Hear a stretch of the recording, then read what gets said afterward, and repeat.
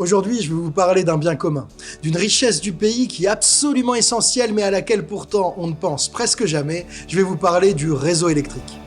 On s'y est tellement habitué qu'on ne les remarque presque plus. Ces pylônes et ces lignes à haute tension qui grésillent quand on marche en dessous, ces innombrables câbles et lignes électriques qui parcourent chaque recoin de notre territoire pour y acheminer l'électricité partout où on en a besoin. Mais alors pourquoi est-ce que je vous parle aujourd'hui de notre bon vieux réseau électrique? Eh bien parce qu'il a été fragilisé. D'abord par le changement climatique qui le met sacrément à l'épreuve. Des investissements importants sont nécessaires pour le renforcer et aussi pour réussir la transition énergétique. Et ouais, dans les 10-20 prochaines années, il va falloir en raccorder des panneaux solaires, des éoliennes, des batteries, mais aussi des bornes de recharge de voitures électriques. Pourtant, depuis 10-15 ans, les investissements n'ont pas été à la hauteur des besoins.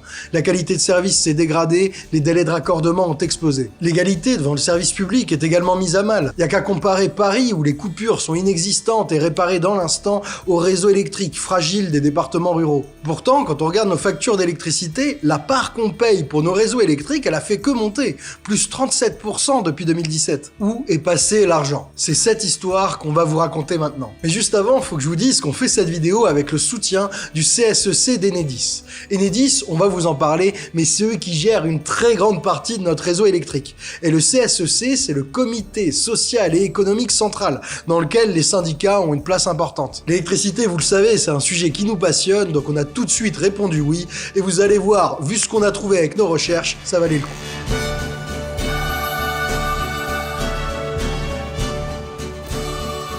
Le réseau électrique, c'est quelque chose de beaucoup plus essentiel qu'on ne le croit. D'abord parce qu'en plus de nous permettre d'avoir de la lumière, de faire tourner notre frigo et même de plus en plus de nous chauffer, le réseau électrique joue un rôle clé dans la transition énergétique. Sans un réseau électrique développé et performant, impossible d'accueillir tous les panneaux solaires et toutes les éoliennes qui sont pourtant indispensables à l'avenir de notre système électrique. Comme on l'a expliqué en détail dans ces deux vidéos, qu'on veuille ou non construire de nouvelles centrales nucléaires, notre pays n'a pas le choix. Si on veut avoir assez d'électricité au moment où nos vieilles centrales arriveront en fin de vie, il faudra installer des tas et des tas d'énergies renouvelables, éoliennes et solaires. Et pour ça, il n'y a pas le choix, notre réseau électrique il va devoir s'adapter pour accueillir toutes ces petites unités de production d'électricité décentralisées. Et ça va aller vite, hein. Jusqu'en 2028, il faudra chaque année raccorder 2,5 fois plus d'unités de production renouvelables qu'on ne l'a fait les années précédentes. Ça en fait du taf, surtout que là, on ne parle que du raccordement.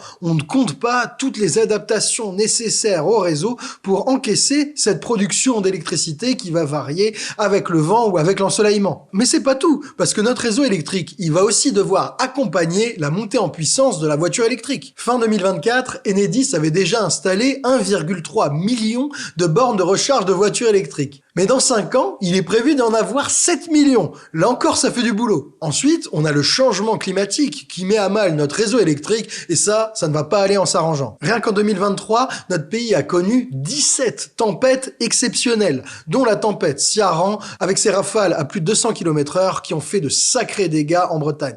Et au-delà des tempêtes, à quasiment chaque inondation, à chaque glissement de terrain, il y a des lignes électriques coupées qu'il nous faut rétablir. D'ailleurs, je sais pas si vous êtes au courant, mais même les canicules impactent le réseau électrique. Les fortes chaleurs causent des dilatations qui sont très mal supportées par de nombreux câbles. Là encore, notre réseau électrique a besoin d'être renforcé, ça fait encore du boulot. Le réseau électrique en France, c'est un service public avec deux grands acteurs. Il y a RTE qui s'occupe du transport d'électricité à très haute tension et sur de très longues distances. Ensuite, on a Enedis qui lui assure la distribution de l'électricité aux clients. Enedis a un quasi-monopole sur le réseau de distribution d'électricité en France. Il en gère 95%. Enedis y assure l'installation, la maintenance et le dépannage du réseau. C'est aussi Enedis qui s'occupe de raccorder des clients ou des usagers au réseau. Là, ça peut être une maison, une école, une boulangerie ou, comme on l'a vu plus haut, des énergies renouvelables ou des bornes de recharge de voitures électriques. Vous comprenez que l'état et la qualité de notre réseau d'électricité, ça dépend énormément de la qualité du travail d'Enedis. Mais attention là, le réseau en lui-même, il n'appartient pas à Enedis, il appartient aux communes. Je vous donne un exemple pour voir comment ça marche. Là, on est à Nantes, c'est-à-dire en Bretagne. Pardon, en Loire-Atlantique. Notre belle ville de Nantes concède son réseau électrique à Enedis, qui en échange l'entretient, le maintient et le développe. C'est la ville qui définit les besoins de développement du réseau, c'est elle qui dit on va construire un hôpital ici ou un nouveau quartier là-bas. Je dis Nantes, mais en réalité c'est l'agglomération de Nantes, parce que les communes, elles se rassemblent pour organiser avec Enedis la gestion du service public de l'électricité sur leur territoire. En Loire-Atlantique, par exemple, vous avez une concession entre Enedis et l'agglomération de Nantes et une autre concession entre Enedis et Territoire et Énergie 44, ça c'est un syndicat qui regroupe presque toutes les autres communes du département. Maintenant qu'on a compris le rôle d'Enedis, on va parler de ce qui fâche. La qualité de service qui, malheureusement, a une fâcheuse tendance à se dégrader depuis quelque temps.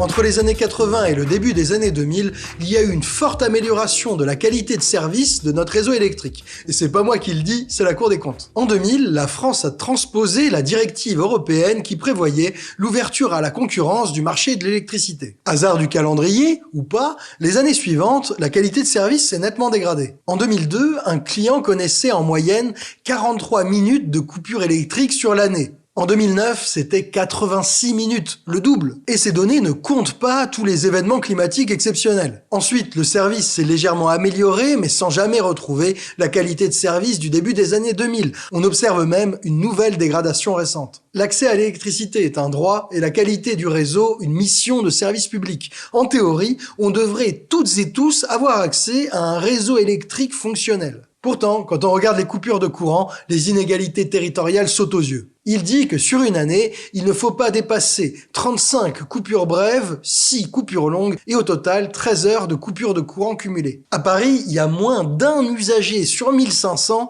qui dépasse les seuils réglementaires. Pour le reste de l'Île-de-France, c'est 1 sur 450. Autrement dit, les Franciliens, ils n'ont quasiment jamais de problème d'électricité. Mais dans tous ces départements, il y a plus de 3% des clients, particuliers ou entreprises, qui dépassent ces seuils chaque année. En Corrèze, en Dordogne ou en Lozère, c'est même 5% des clients qui subissent des pannes longues ou répétées dans l'année. Un client sur 20, c'est pas rien. Bref, selon où vous habitez, vous n'avez pas du tout le même risque de coupure. Et il n'y a pas que les coupures qui posent problème. Une des missions de service public essentielles d'Enedis, c'est le raccordement des clients, raccorder un particulier ou une entreprise au réseau électrique. Et depuis 10 ans, les délais de raccordement ont explosé. Pour les particuliers qui ont besoin de connecter un appart ou une maison, ça s'améliore depuis 2022. Mais avec plus de 2 mois d'attente avant d'être raccordé, on est toujours au-delà de la situation en 2015. Par contre, pour les raccordements au réseau des projets collectifs, ça intéresse particulièrement les collectivités qui veulent développer de nouveaux quartiers.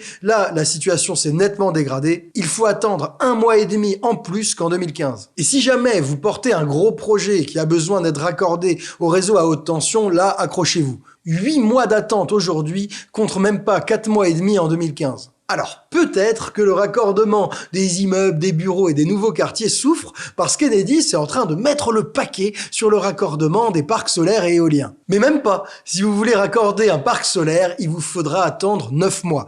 9 mois, c'est beaucoup, mais c'est surtout 3 mois de plus qu'en 2015 et 4 mois au-dessus de l'objectif de service public qu'on donne à Enedis. Je ne prendrai pas ce chiffre pour dire que c'est un échec.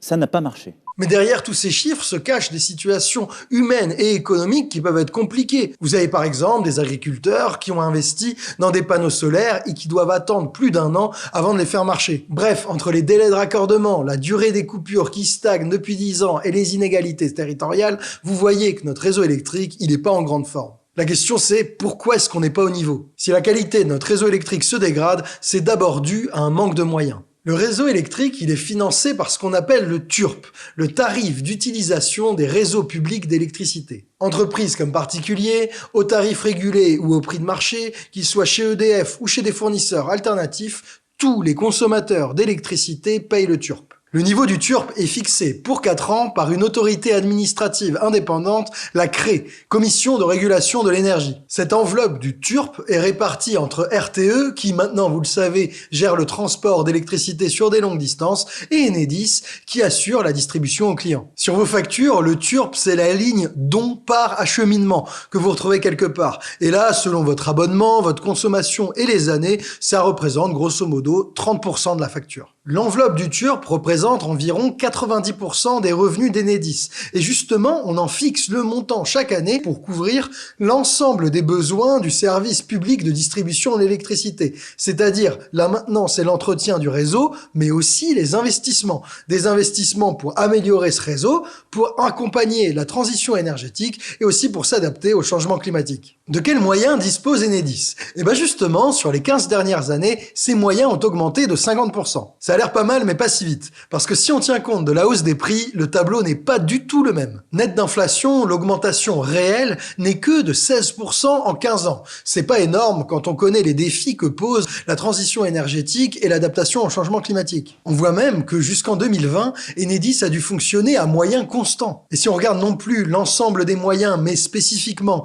les investissements qu'Enedis a fait sur le réseau, là on constate une décennie entière de stagnation dans les années 2010. Heureusement qu'après 2020, les investissements augmentent enfin, plus 40% en 5 ans. Surtout qu'en 2013 et 2014, il y a 300 millions d'euros d'investissements pourtant prévus et budgétés qui ont été gelés par la direction. À l'époque, il y avait carrément le ministère de l'Environnement qui avait critiqué la direction d'Enedis et qui s'inquiétait que les investissements de qualité servent de variable d'ajustement. On retrouve la même frilosité de la direction sur les recrutements. À partir de 2015, les effectifs d'Enedis ont baissé. Fin 2017, la direction d'Enedis prévoyait carrément de supprimer 2500 postes. On parle d'une baisse de 7% des effectifs en 3 ans. Mais face à l'explosion des besoins, cette réduction d'effectifs s'est avérée complètement irréaliste. On remarque quand même que, plan après plan, la direction d'Enedis a systématiquement sous-estimé les besoins en personnel. Ce n'est qu'en 2022 que la direction a accepté de faire machine arrière.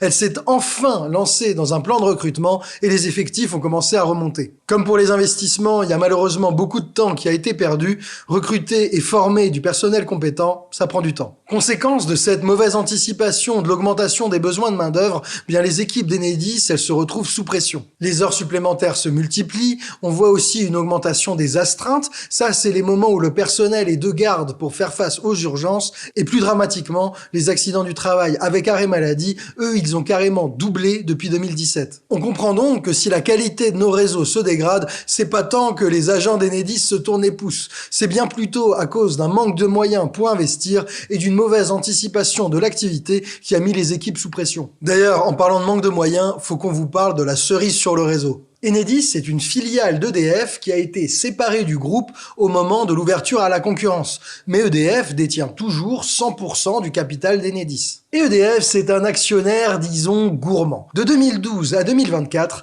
il y a 7,2 milliards d'euros de dividendes qui sont remontés depuis Enedis vers la maison mère EDF. 7,2 milliards d'euros, ça correspond à 5,6% de l'enveloppe totale du TURP reçue par Enedis sur la période. On peut donc considérer que, grosso modo, il y a 1 euro sur 20 qui, au lieu de financer les réseaux, est remonté à EDF. Pour EDF non plus, ces 7,2 milliards d'euros de dividendes qui viennent d'Enedis, c'est pas rien. Ils correspondent à plus de la moitié des 13 milliards d'euros que EDF a reversés sur la période à ses actionnaires. Plus de la moitié, c'est donc pas abusé de qualifier Enedis de poule aux œufs d'or pour EDF. Enedis représente seulement 14% du chiffre d'affaires d'EDF, mais fournit l'essentiel du cash. Pourtant, Enedis exerce une mission de service public, est financé par un tarif fixé par la loi et se retrouve dans une position quasiment sans risque de quasi-monopole.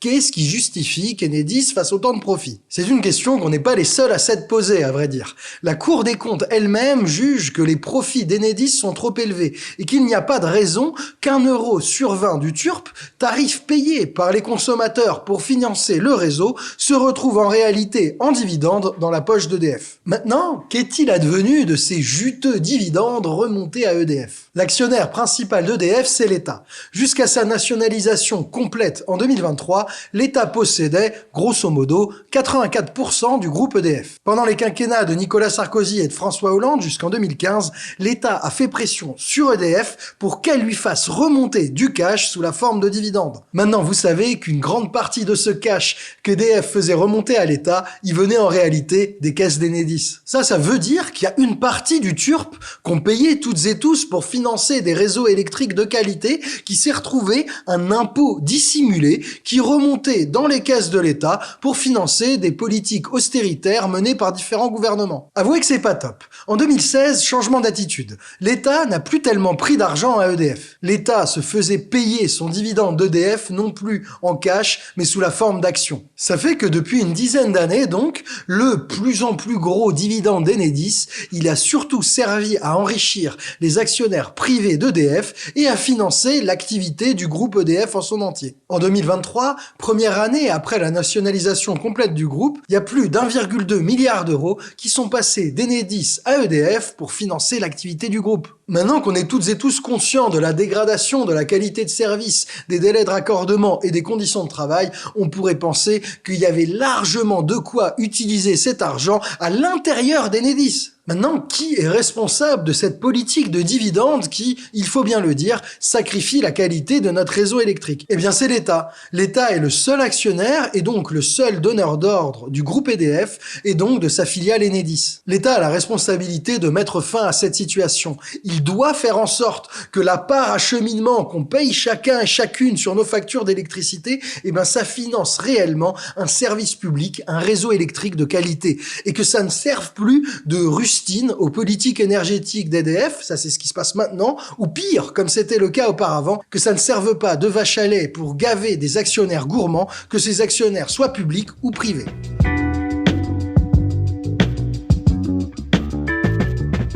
On ne parle presque jamais du réseau électrique alors que son bon fonctionnement est essentiel à notre vie de tous les jours. Avec la transition énergétique et le changement climatique, il a plus que jamais besoin d'être étendu et renforcé. Pourtant, on s'est rendu compte qu'il a longtemps été sacrifié, en partie par mauvaise gestion et mauvaise anticipation de la hausse de l'activité, et en partie parce qu'il a servi à satisfaire des objectifs financiers qui n'ont pas leur place dans une mission de service public. Heureusement, il n'est pas trop tard pour redresser la barre, et c'est l'État qui a toutes les cartes en main. Nous, en tout cas, avec cette vidéo, on a pris autant de plaisir à faire toutes ces recherches qu'on a été, il faut bien le dire, choqués par le manque d'anticipation et de vision qu'on peut trouver aussi bien à la tête de l'État que des plus grandes entreprises. On espère que ce sujet vous a autant intéressé que nous. D'ailleurs, si vous voulez aller plus loin et creuser en profondeur ces sujets sur l'énergie, on vous conseille le site créé par les représentants du personnel d'Enedis. Ça s'appelle energiepublique.fr. Vous y trouverez plein d'infos et vous pourrez même, pourquoi pas, si vous le désirez, soutenir leurs actions.